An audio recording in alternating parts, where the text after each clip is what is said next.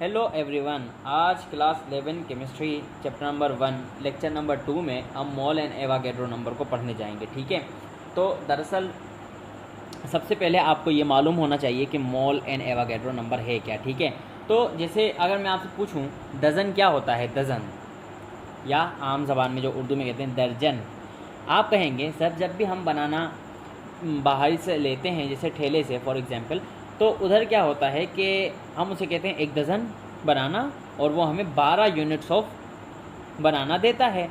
अब एक डज़न में ऐसा क्या था कि जी वो समझ गया सर हमारे यहाँ हमने फिक्स करके रखा है कि डज़न का मतलब 12 होगा। ठीक है, कभी भी आप जाते हैं दुकान पर, जैसे पेयर ऑफ ग्लव्स देते हैं, सही है, पेयर ऑफ ग्लव्स, तो वो कितने पेयर में कितने नंबर आते हैं, अंडरस्टूड सी बात है, 2 डज़न में कितने नंबर आते हैं, 12। लेकिन अगर मैं आपसे पूछूं कि क्या रियल लाइफ में केमिस्ट्री ही रियल लाइफ है, ठीक है, तो अगर इसमें पूछूं कि जी आपने इसके साथ तो रियल लाइफ में डील कर लिया, बनाना बड़े यूनिट्स हैं, आपने उसको कहा कि एक डज़न बनाना दे दें, उसने दे दिए 12, फिक्स है, हमें पता है जी, दिखाई भी देते हैं। आप उससे कहें पेयर ऑफ ग्लव्स दे दें, वो आपको दे देगा, पेयर ऑफ ग्लासेस, पता है सब कुछ।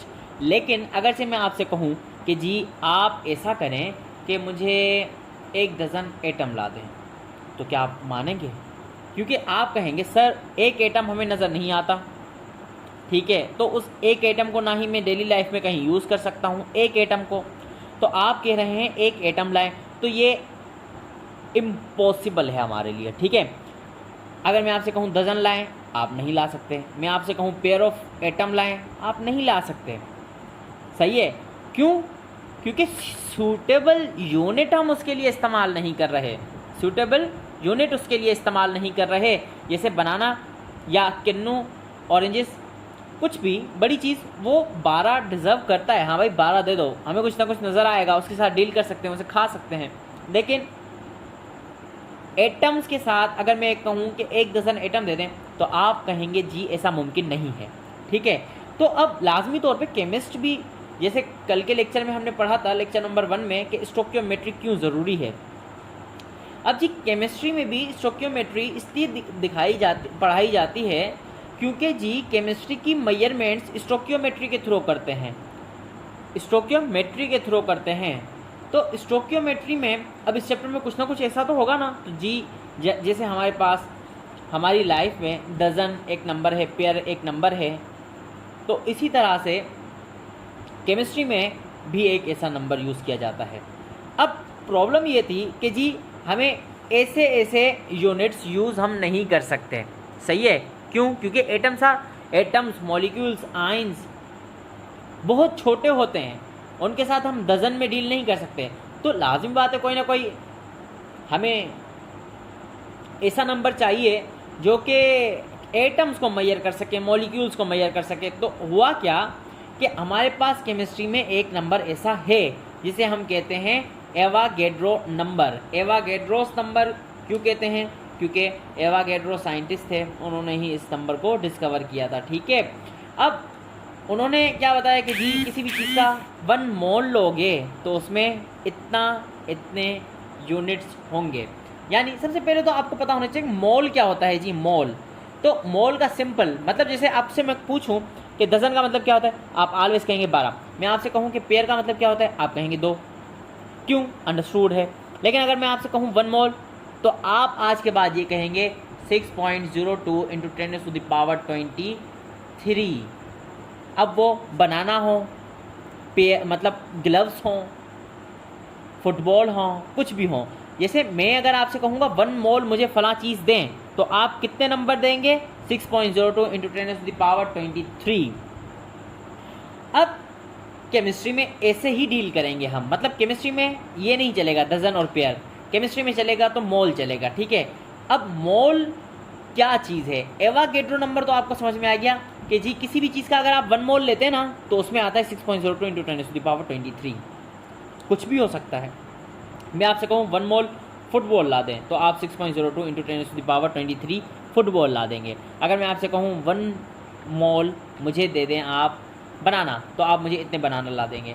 अगर मैं आपसे कहूँ इतने मुझे ग्लव्स दे दें, आप मुझे इतने ग्लव्स दे देंगे। अगर मैं आपसे कहूँ 6.02 × 10⁻23 इंसान रहते हैं अर्थ पे, तो आप कहेंगे, अगर मैं आपसे कहूँ 1 मोल इंसान रहते हैं तो इतने नंबर इंसान रहते हैं, लेकिन ऐसा पॉसिबल नहीं है। क्यों?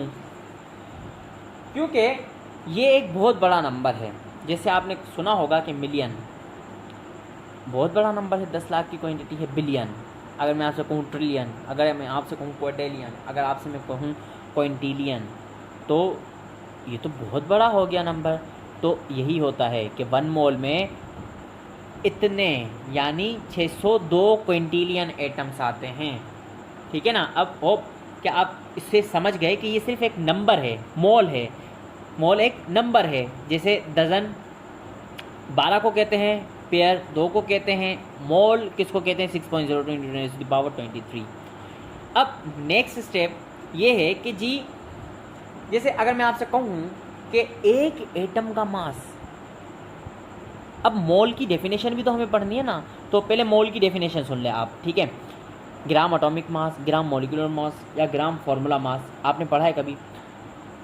पिछली क्लासेस में लाजमी तौर पे आपने ये कॉन्सेप्ट पढ़ा होगा।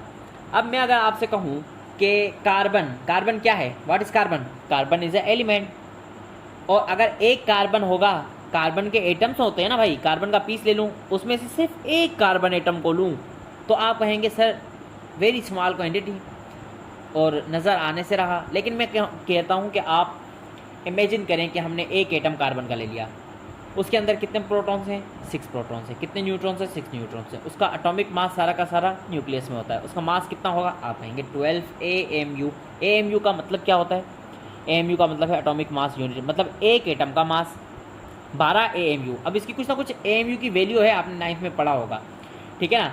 उससे इसको मल्टीप्लाई करवा देंगे, एक एटम का मास आ जाएगा। ठीक है? अगर मैं आपसे कहूँ कि ये तो हो गया, ये तो एटम है, इतना पीस कार्बन का ले लो या इतना पीस सोडियम का ले लो, सही है? इतना पीस सोडियम ले लिया, उसमें से एक एटम, ये बताना चाह रहा हूँ, तो उसका मास होता है एटॉमिक मास। ठीक है? अब अगर से मैं आपको कहूँ एक गिलास ऑफ वाटर है, लेकिन आप उसमें से सिर्फ एक मॉलिक्यूल लें, यानी कि H2O, एक मॉलिक्यूल। वैसे जो हम पीते हैं ना, तो उसमें तो ऐसे पता नहीं कितने मॉलिक्यूल्स होते हैं, कितने ही मॉलिक्यूल्स होते हैं। ठीक है ना? लेकिन मैं आपसे कहता हूँ कि एक H2O, तो आप कहेंगे एक हाइड्रोजन प्लस एक हाइड्रोजन। हाइड्रोजन का एटॉमिक मास कितना होता है? 1, और प्लस 16 मतलब ऑक्सीजन का एटॉमिक मास। इन तीनों को हम प्लस करेंगे, मतलब एटॉमिक मासेस को जब भी प्लस करेंगे तो हमारे पास क्या आएगा? Molecular mass. इसका टोटल आएगा 18, सही है? इन तीनों को 18 AMU, मतलब एक मॉलिक्यूल का मास। अगर से मैं आपसे कहूँ फॉर्मूला यूनिट सोडियम, अब देखो एटम कोई भी हो सकता है, मेटल नॉन मेटल। ये मैंने मॉलिक्यूलर मास किसका निकाला? कोवेलेंट कंपाउंड का मॉलिक्यूलर मास निकलता है, क्योंकि उनके पास मॉलिक्यूल्स होते हैं। जब भी आयोनिक कंपाउंड बनता है तो वो क्या बनाता है? Formula units. तो अब मैं फॉर्मूला मास कैलकुलेट करने जा रहा हूँ, मतलब कोई भी कोवेलेंट बॉन्ड के थ्रू बनेगा वो मॉलिक्यूल होगा, कोई भी आयोनिक बॉन्ड के थ्रू बनेगा वो क्या होगा? Formula unit. फॉर्मूला यूनिट का जो मास होता है वो होता है फॉर्मूला मास, जो मॉलिक्यूल का मास होता है वो होता है मॉलिक्यूलर मास। ठीक है? अब इसका तो 18 आपने कैलकुलेट कर लिया। अगर मैं आपको कहूँ Na का कितना है? 23, क्लोरीन का कितना है? 35.5, दोनों को सम करेंगे तो 58.5 AMU, ये हमारे पास मास आ जाएगा किसका? NaCl का। अब आपने 3 चीज़ें ली, atom, molecule and formula unit, सही है? उनसे आपने उनके क्या मासेस, कौन से मासेस कैलकुलेट किए? एटॉमिक मासेस, मॉलिक्यूलर मास, उसके बाद फॉर्मूला मास, यानी कि एक एटम का मास, एक मॉलिक्यूल का मास, एक फॉर्मूला यूनिट का मास, जो हमें नज़र ही नहीं आ सकता। ठीक है?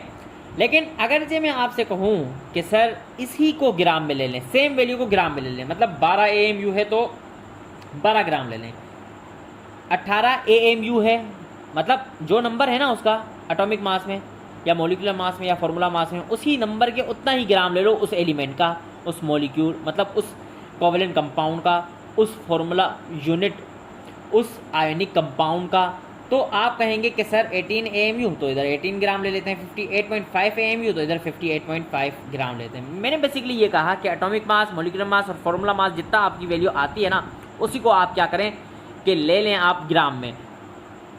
तो ये होता है 1 मोल। ये क्या होता है? 1 मोल। और इसमें एटम्स कितने आते हैं? 6.02 इंटू 10⁻23, यानी किसी भी चीज़ का 1 मोल लेंगे तो उसके अंदर कितने नंबर आएंगे, इतने नंबर ऑफ पार्टिकल्स आएंगे। अब वो पार्टिकल्स आएंगे, अब वो एटम्स भी हो सकते हैं, मॉलिक्यूल्स भी हो सकते हैं, फॉर्मूला यूनिट्स भी हो सकते हैं। तो उम्मीद है कि यह आपको क्लियर हुआ होगा। अब हम फर्दर मूव करते हैं, जो इसकी मैंने पॉइंट्स लिखी हैं, ठीक है। आज आपने मोल एंड एवोगैड्रो नंबर का कॉन्सेप्ट समझ लिया, ठीक है। अब 1 मोल इतनी एंटिटी होती है, इसे एवोगैड्रो नंबर कहते हैं। मतलब अगर से मैं आपको कॉमन इजी लैंग्वेज में समझाता हूँ, 1 डजन जैसे 1 मोल, लेकिन उसका जो नंबर होता है ना, जैसे डजन का 12 नंबर है। अगर मैं आपसे कहूँ फॉर एग्जाम्पल कि 12 एवोगैड्रो नंबर है, तो इसकी तरह बिल्कुल नहीं, मतलब बिल्कुल मैं इस तरह से कह रहा हूँ कि जैसे अगर मैं आपसे कहता हूँ 1 डजन तो आप कहेंगे 12। अगर मैं आपसे कहता हूँ 1 मोल तो आप कहेंगे 6.02 इंटू 10⁻23। इसको मोल भी कहते हैं, इसी को ही एवोगैड्रोस नंबर भी कहते हैं, ठीक है। तो उम्मीद करता हूँ कि ये बहुत ही ज़्यादा क्लियर हुआ होगा। अब कोई भी चीज़ आपसे 1 मोल मांग सकता है, जैसे अगर से मैं आपसे कहूँ कि 1 मोल फुटबॉल, तो वो इतने फुटबॉल आ जाएंगे कि इससे एक अर्थ जैसा एक प्लेनेट बन जाए। तो ये समझ रहे हैं कि कितनी छोटी छोटी चीज़ों के लिए ये मोल है।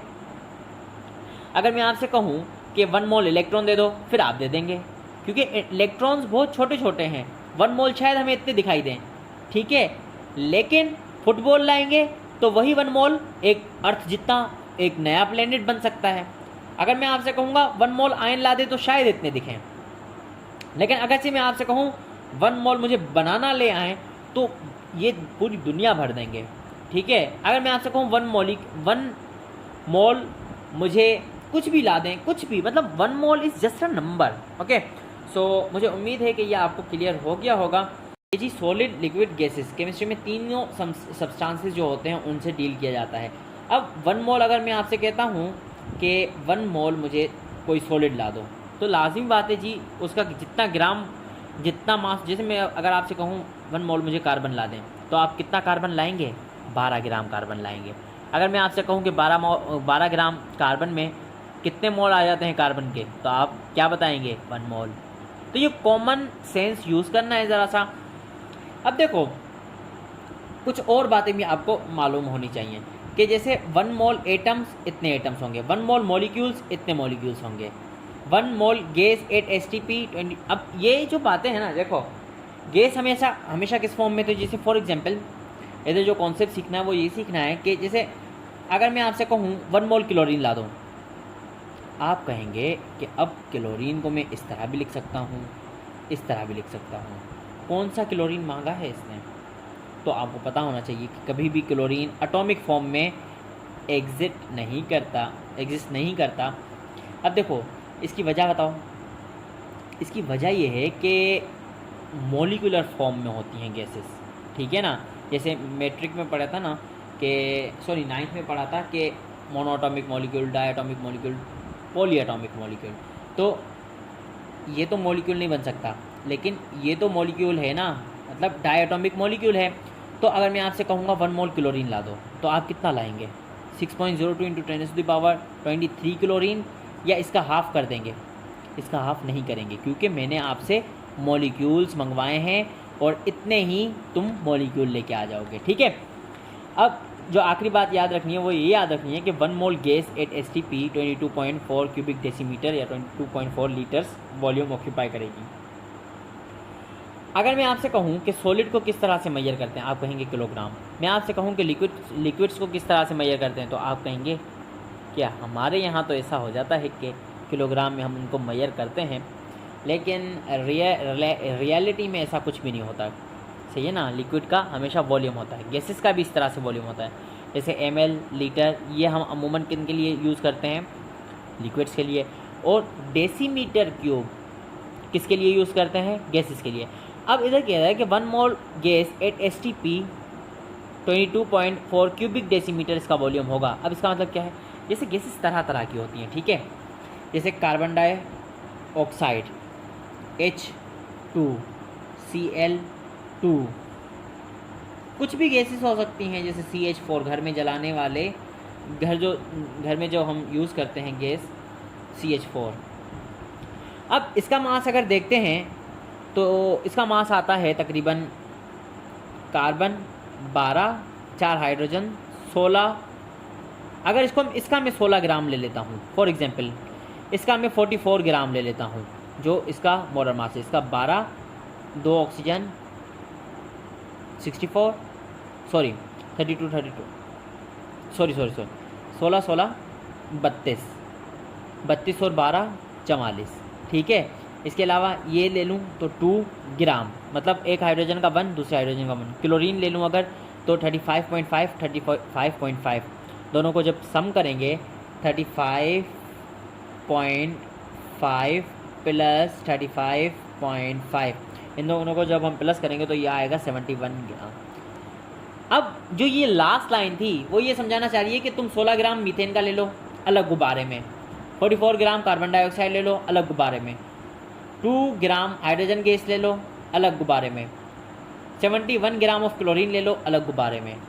ये सब के सब एक ही वॉल्यूम ऑक्यूपाई करेंगे और वो है 22.4 क्यूबिक डेसीमीटर। अब आप कहेंगे कि ये कैसे पॉसिबल है सर? तो ये ऐसे पॉसिबल है कि ये हमारे पास इनके मोलर मासेस हैं। क्या हैं? मोलर मासेस हैं। अब मोलर मास क्या होता है? ये जो मास ग्राम में बताते हैं ना, जैसे एटॉमिक मास को ग्राम में बताएं, मॉलिक्यूलर मास को ग्राम में बताएं, फार्मूला मास को ग्राम में बताएं, इन तीनों को अगरचे हम ग्राम में बता रहे हैं तो इनको इज्तमाई कहते हैं मोलर मास। क्या कहते हैं? Molar mass. यानी जो उसका एटॉमिक मास है, जो उसका मॉलिक्यूलर मास है, जो उसका फार्मूला मास है, उसी को हम ग्राम में एक्सप्रेस करें तो वो मोलर मास कहलाता है और वही उसका 1 मोल होता है। अब अगर से फॉर एग्जांपल 16 ग्राम, 44 ग्राम, 2 ग्राम, 71 ग्राम, इन सब के मोलर मासेस हैं, इन सब का 1 मोल है। मतलब अगर से मैं आपसे कहूँ 1 मोल, ये भी 1 मोल ऑफ कार्बन डाइऑक्साइड, ये 1 मोल ऑफ हाइड्रोजन गैस, ये 1 मोल ऑफ क्लोरीन गैस, ठीक है। अब दरअसल अगर मैं आपसे कहूँ कि इन सब में पार्टिकल्स कितने होंगे, आप कहेंगे इधर भी सेम होंगे 6.02 × 10⁻23, इधर भी सेम होंगे, इधर भी सेम होंगे, इधर भी सेम होंगे, यही कहेंगे। जब एक जितने पार्टिकल्स हैं तो वो एक ही जितना स्पेस ऑक्यूपाई करेंगे ना, तो इसलिए कहते हैं कि कोई भी गैस ले लें उसका 1 मोल लेंगे तो वो इतना वॉल्यूम ऑक्यूपाई करेगी। मुझे उम्मीद है कि ये लेक्चर आपको बहुत ही ज़्यादा अच्छा लगा होगा। अब at the end of the lecture हैं हम बिल्कुल।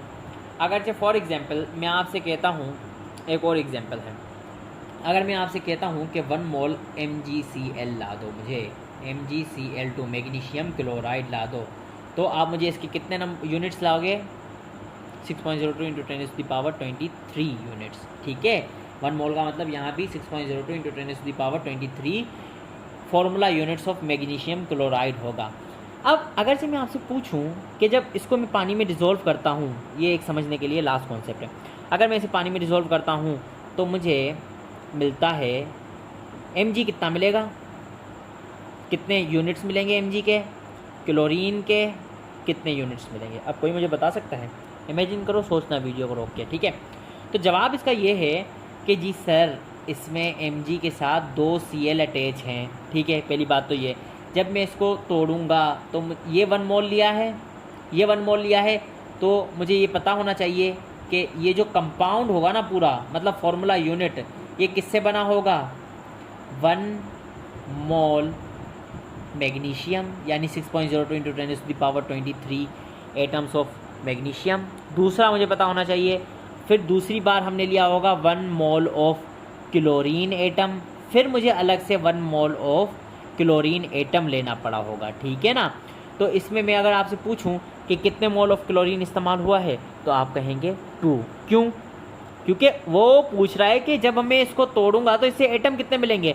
एटम तो भाई इतने ही मिलेंगे, 1 मोल मैग्नीशियम मिलेंगे, 1 मोल क्लोरीन मिलेंगे, 1 मोल फिर से क्लोरीन मिलेंगे, क्योंकि MgCl तो इस तरह से है। अब अगर से 1 मोल Mg है तो वो जो यूनिट कनेक्ट होंगे, मतलब इधर आप कह सकते हैं कि 2 मोल क्लोरीन इस्तेमाल हुआ है, मतलब एक मैग्नीशियम 2 क्लोरीन के बराबर है। इधर फॉर एग्जाम्पल, बराबर तो नहीं है, मैं एग्जाम्पल के लिए कह रहा हूँ कि 1 मैग्नीशियम और 2 क्लोरीन चाहिए होंगे, 1 मोल मैग्नीशियम 2 मोल क्लोरीन चाहिए होंगे। तो उम्मीद करता हूँ कि लेक्चर आपको बहुत ज़्यादा अच्छा लगा होगा।